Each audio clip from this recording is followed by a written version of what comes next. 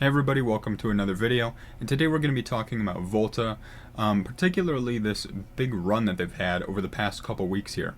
You can see on December 27th, the stock was at 30 cents per share, and now they're all the way at 66 cents per share. Obviously this is, way lower than where they were a year ago, but that doesn't stop the fact that this has been a very big move upward for Volta. But this actually isn't very specific to Volta. You take a look at ChargePoint or EVgo, other EV charging companies, and you see very similar looking charts to Volta's there. Essentially what this comes down to is the sentiment right now in the market that the economy is going to be improving at some point in the near-ish future. So a lot of these companies that don't have the best financials right now have been the ones that have benefited the most from this movement in the overall market. Now taking a look at Google here, we can see that their chart is fairly similar to the Nasdaq's, but it's obviously not as dramatic as Volta. Google here only went from $86 per share up to $92 per share, so about a 7.5% increase. Obviously much less than Volta's over 100% increase in that same sort of period.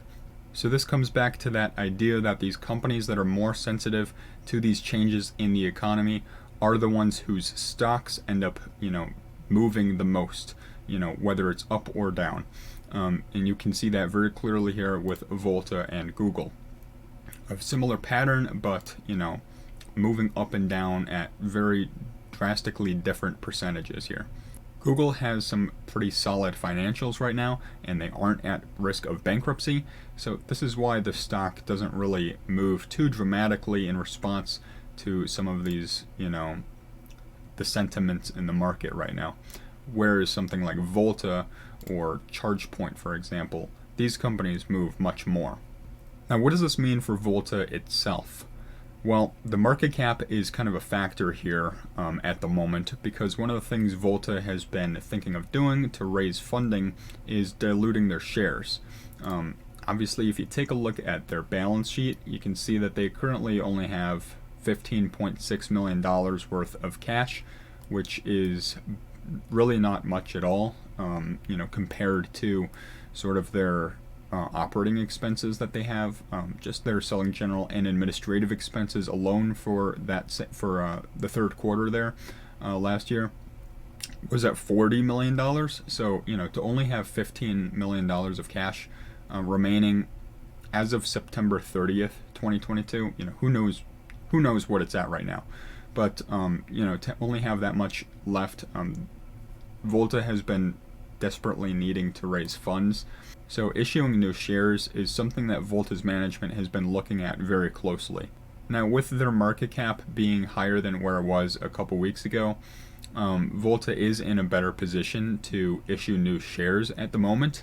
But again, I've said it in the past, Volta wouldn't really be able to raise too much money, even though it's double where it was a couple weeks ago. This is still much lower than where it was a year ago, for example.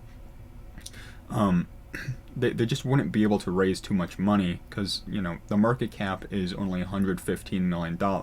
In order for Volta to continue paying salaries and growing their network, they're going to need a whole lot of funding. I mean, Volta is a very capital intensive business. They've always had rather high operating expenses, and then they've also had really high capital expenditures with their charging station hardware, which is relatively considerably more expensive than other charging companies. So it's not like anything wild has happened with Volta that has caused the price to double so dramatically over the past couple weeks. It really does seem to be a sort of move alongside the overall market. Again, Volta isn't in a good spot financially, whereas a company like Google is.